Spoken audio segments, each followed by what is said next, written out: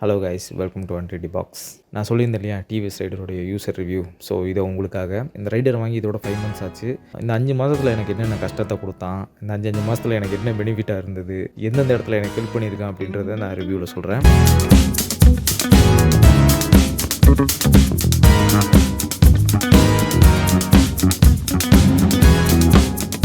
முதல்ல இந்த வண்டியை பற்றின ஒரு பேசிக் டீட்டெயில்ஸ் பார்க்கலாம்.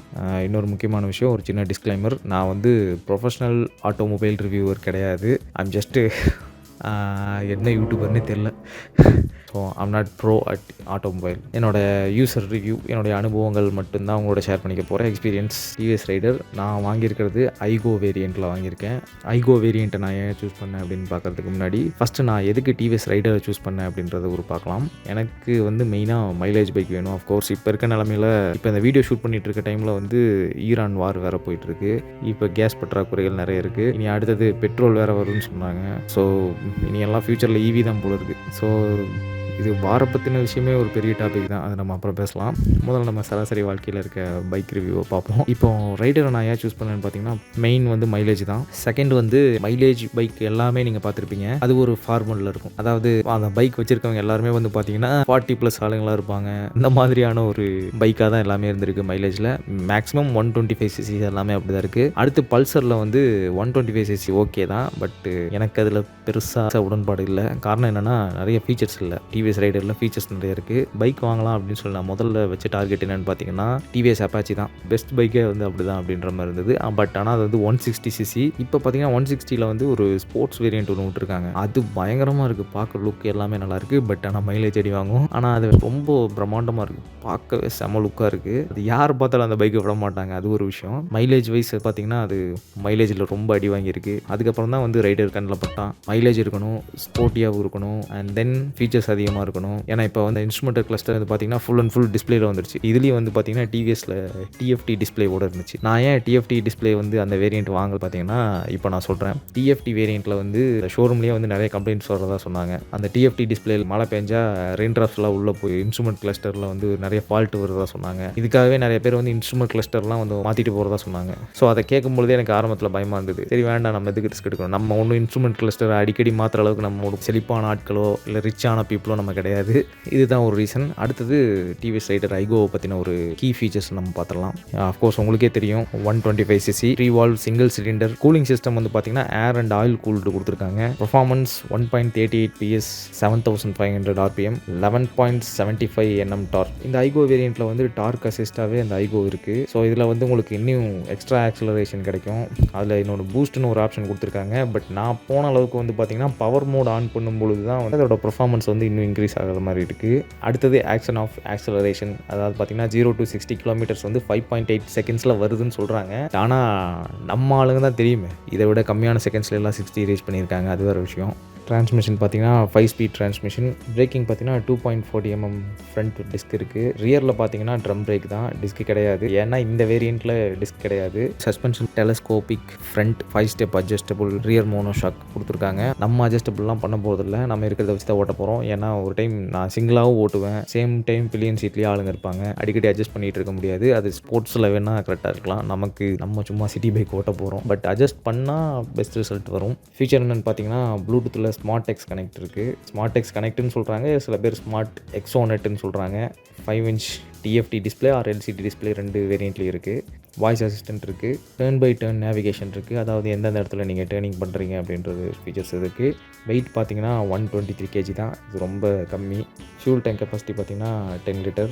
ஓகே, பேசிக் ஃபீச்சர்ஸ்லாம் பார்த்தாச்சு. இப்போ இந்த பைக்கை வந்து நான் ஏன் சூஸ் பண்ணேன்றதை பார்க்கலாம். ஃபஸ்ட்டு மைலேஜ், செகண்ட் இதோட ஸ்போர்ட்ஸ் லுக், தேர்ட் வந்து இதோட ஃபீச்சர்ஸ் எனக்கு ரொம்ப பிடிச்சிருக்கு. ஃபோர்த் ரீசன் என்னென்னு பார்த்தீங்கன்னா, எனக்கு ரொம்ப பிடிச்சது இந்த பைக்கை பார்க்க ஒரு நேக்கடு ஸ்போர்ட்ஸ் பைக் மாதிரி இருக்கும். இதை பார்க்கும்போது எனக்கு Z900 ஞாபகம் வருது, ஆர் Z900. அது கவாசக்கியில் ஒரு பெரிய மாடல். அது வந்து சூப்பர் பைக். ஸோ நம்மளால் அந்தளவு வாங்க காஸ்ட் இல்லைனாலும் இந்த பைக் இதுதான் நமக்கு Z900, இதுதான் நமக்கு ட்ரையம்ஃப் ஸ்பீட் ட்ரிபிள், எல்லாமே வந்து இந்த பைக் தான். ஸோ ஆகவே இது எனக்கு பார்க்கும்பொழுது வந்து அந்த லுக்கில் எனக்கு பார்த்தோன்னே இம்ப்ரெஸ் ஆகிட்டேன். ஓகே, இந்த வண்டியோடைய ப்ரோஸ் என்னென்னு பார்த்துக்கலாம். இதோட மெயின்டெனன்ஸ் என்னென்னு பார்த்தீங்கன்னா, மெயின்டெனன்ஸ் ரொம்ப லோ மெயின்டெனன்ஸ் தான் சொல்கிறாங்க. வண்டி எடுத்து 5 months தான் ஆச்சு.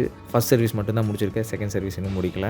இப்போவே வந்து பார்த்தீங்கன்னா ஸ்டார்டிங்கில் பைக் எப்படி இருந்துச்சோ அதே மாதிரி தான் பர்ஃபார்மன்ஸ் இப்போ வரைக்கும் இருக்குது. ஸோ ஆகவே இது மெயின்டெனன்ஸ் ரொம்ப கம்மி தான். செகண்ட் ப்ரோஸ் என்னென்னு பார்த்தீங்கன்னா, நீங்கள் ஃபியூலை பற்றி கவலைப்படவே தேவையில்லை. ஃபியூல் கெப்பாசிட்டி காட்டுற இடத்துல சிங்கிள் பாயிண்ட்டில் நீங்கள் இருந்தாலுமே அந்த சிங்கிள் பாயிண்ட்டில் கிட்டத்தட்ட 3 லிட்டர் வந்து அது ஸ்டாக் வச்சுட்டே தான் இருக்குது. ஃபியூல் லோ இண்டிகேஷன் காமிச்சா கூட நம்ம பொறுமையாக போய் நம்ம ஃபியூல் போட்டுக்கலாம். இன்னொன்று என்னென்னு பார்த்தீங்கன்னா, இது சிட்டிக்கு ஒரு நல்ல பைக். இன்னொன்று சிட்டி டிராஃபிக்கில் இது நீங்கள் இதை போகலாம். ஏன்னா மைலேஜ் இருக்கிறனால நீங்கள் கவலையே இல்லை.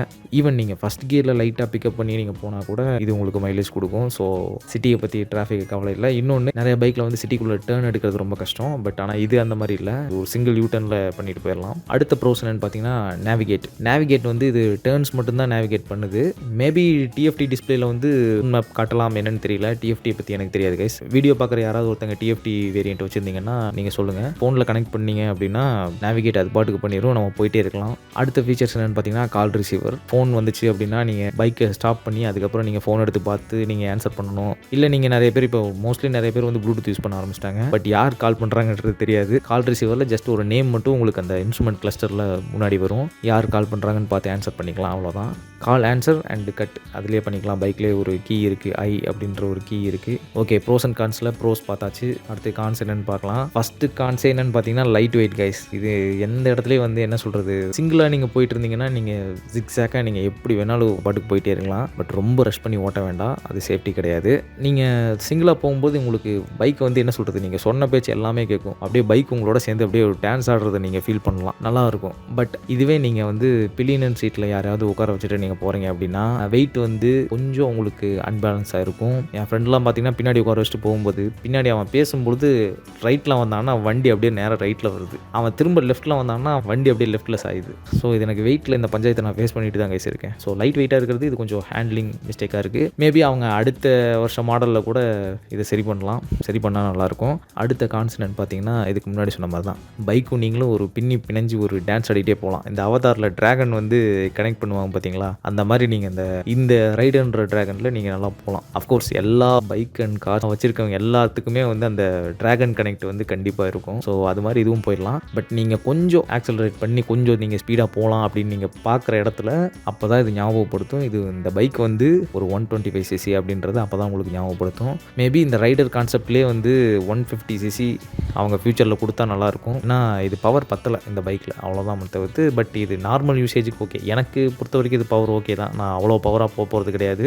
மேபி பவர் எதிர்பார்க்குறவங்க 150 ஆர் 200cc கொடுத்தா நல்லாயிருக்கும்.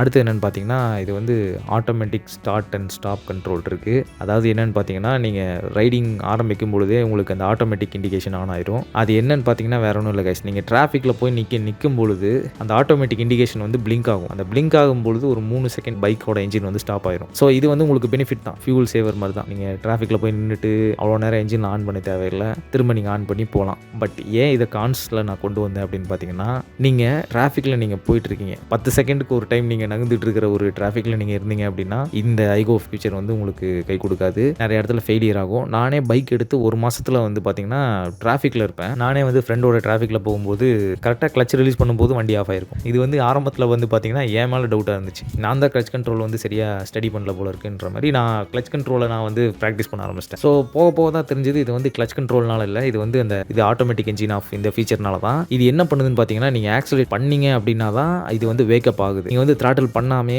வந்து கிளச் ரிலீஸ் நீங்கள் பண்ணும்போது அப்போது லைட் மூவ் பண்ணுவாங்க நிறைய பேர். பட் இது வந்து நீங்கள் லைட் மூவ் பண்ணாலும் நீங்கள் வந்து இன்னும் டிராஃபிக்கில் தான் இருக்கீங்கன்னு நினச்சி இது வந்து என்ஜின் ஆஃப் பண்ணி விட்ரும். ஸோ இது வந்து டிராஃபிக்கில் ஒரு பெரிய பஞ்சாயத்தை நான் சந்திச்சிருக்கேன்.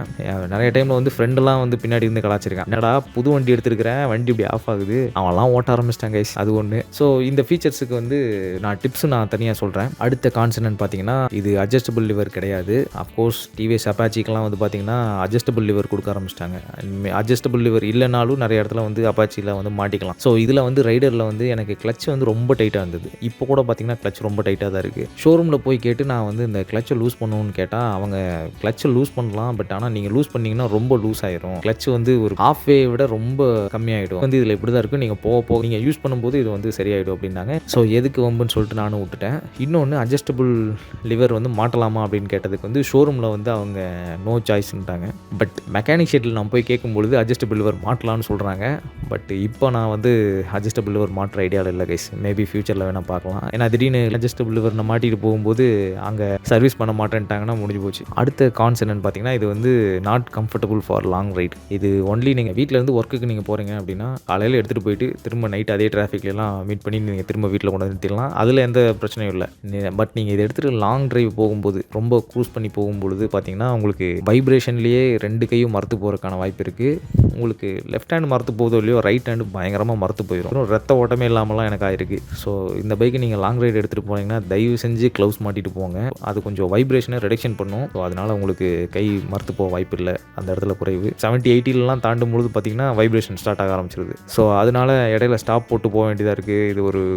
இது ஒரு கான்ஸ் தான். ஏன்னா வைப்ரேஷன் இந்தளவு இருக்கக்கூடாது. இன்னொன்று 125cc இந்த வைப்ரேஷன் இருக்கிறது சகஜம் தான். நார்மலாக நம்ம ஸ்ப்ளெண்டரில் போனாலே வந்து ஒரு 70-80 தாண்டும் பொழுது நமக்கு வைப்ரேஷன் அதிகமாகிடும். ஓகே கைஸ், இப்போது டிப்ஸ் அண்ட் ட்ரிக்ஸை நம்ம பார்க்கலாம். இந்த பைக்கில் வந்து பார்த்திங்கன்னா ரியர் வீலில் டிஃபால்ட்டாகவே அவங்க மக்காடு கொடுக்கல. நீங்கள் தான் வந்து ஆஃப்டர் மார்க்கெட்டில் நீங்கள் டயர் ஹக்கர் மக்காடு நீங்கள் வந்து மாட்டணும். இப்போ யூனிவர்சல் ஹக்கர் மக்காடு கூட வந்துருச்சு, வாங்கி மாட்டிடலாம். அது மாட்டுறது ரொம்ப ரொம்ப பெஸ்ட்டு. இப்போ நமக்கு தெரியாது. இதுவே ரெயின் சீசன்லாம் வந்து பார்த்திங்கன்னா மழை காலத்தில் நீங்கள் வெளியே எடுத்துகிட்டு போனீங்கன்னா நீங்கள் பேக் சீட்டில் மட்டும் நீங்கள் ஒரு பேக்கை நீங்கள் வச்சுட்டு போனாலோ இல்லை பில்லியன் யாராவது ஒருத்தவங்க உட்கார வச்சுட்டு போனீங்கன்னாவோ ரோட்டில் இருக்க அத்தனை தண்ணியை வந்து பார்த்திங்கன்னா பின்னாடி இருக்க பில்லியனோட முதுகில் இருக்கும். இல்லை நீங்கள் பேக் மாட்டிட்டு போனீங்கன்னா பேக்கும் ஃபுல்லாக நினச்சி விட்ருது. இது வந்து இருக்கிறதுலே ரொம்ப கான்சே இது தான். ரெயின் சீசனில் வந்து போயிட்டு சேத்தடி வாங்கிட்டு வர்றது, சேத்துல அடி வாங்கியாச்சு சோத்தில் அடி வாங்கியாச்சுன்ற மாதிரி அடி வாங்கிட்டு வர்றது தான் ரொம்ப ரொம்ப கொடுமையான விஷயம். ஸோ ஆகவே ஹக்கர் மக்காடு வந்து டிஃபால்ட்டாக அவங்க கொடுத்துருந்தா ரொம்ப நல்லது.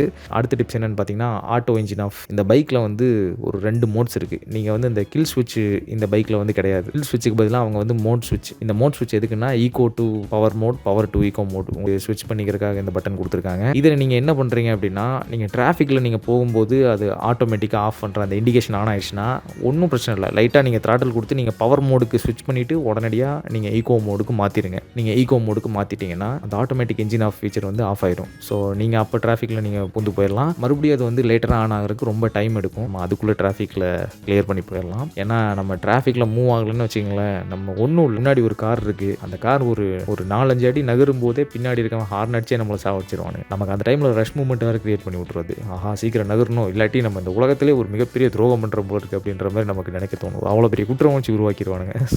ஸோ டிராஃபிக்கில் வந்து மோட் ஸ்விட்சை வந்து ஈகோலேருந்து பவருக்கு மாற்றிட்டு திரும்ப ஈகோவுக்கு மாற்றிடுங்க. அடுத்து இன்னொரு முக்கியமான விஷயம், கான்ஸில் வந்து ஒரு விஷயத்தை நான் விட்டுட்டேன், அதை நான் இங்கே சேர்த்துக்கிறேன். இந்த மோட் ஸ்விட்ச் பட்டனில் வந்து நீங்கள் பவர் மோடுக்கு நீங்கள் ஸ்விட்ச் பண்ணி நீங்கள் ஓட்டும்போது பார்த்தீங்கன்னா நீங்கள் லைட்டாக த்ராட்டில் கொடுக்கும்பொழுதே உங்களுக்கு அந்த பவர் வந்து ஃபீல் ஆக ஆரம்பிச்சிடும். ஸோ அது நல்லது தான், ப்ளஸ் அதை வரவேற்கிறேன். ஆனால் அடுத்து வர விஷயத்தை நான் எதிர்க்கிறேன். என்னென்னு பார்த்தீங்கன்னா, பவர் மோடில் போட்டு ஓட்டும்போது இதில் வந்து ஃபியூல் அதிகமாக போகுது. பவர் மோட் நீங்கள் போகும்போது ஃபியூல் கன்சப்ஷன் நீங்கள் பார்த்துக்கணும். நீங்கள் பவர் மோடில் போட்டு நீங்கள் ஓட்டும்போது இது வந்து மைலேஜ்ன்ற ஒரு விஷயத்தை மறந்தது. ஓகே கேஷ், நான் 5 மாதத்தில் ஃபேஸ் பண்ண ப்ரோஸ் அண்ட் கான்ஸ் வந்து இவ்வளோ தான். உங்களுடைய பைக்கில் வந்து எப்படி ப்ரோஸ் அண்ட் கான்ஸ் இருக்குது நீங்கள் கமெண்ட் பண்ணுங்கள். ஏன்னா இந்த ரிவ்யூஸ் பார்க்க வர்றவங்க என்கிட்ட மட்டும் இன்ஃபர்மேஷன் எடுக்காமல் உங்களோட இன்ஃபர்மேஷனையும் வந்து நீங்கள் ஷேர் பண்ணீங்க அப்படின்னா கமெண்ட்ஸில் அவங்க பார்த்து இப்படி ஒரு ப்ராப்ளம் இருக்குன்றதை அவங்க ஃபிக்ஸ் பண்ணிக்குவாங்க. மேபி அவங்களுக்கு இது இருந்தால் ஃபிக்ஸ் பண்ணிடுவாங்க, இல்லாட்டி அவங்க வேறு பைக்கு மூவ் ஆன் பண்ணி போவாங்க. அப்புறம் இன்னொன்று, உங்களோட ட்ரீம் பைக் என்ன அப்படின்றத வந்து அதுலேயும் கமெண்ட் பண்ணுங்கள்.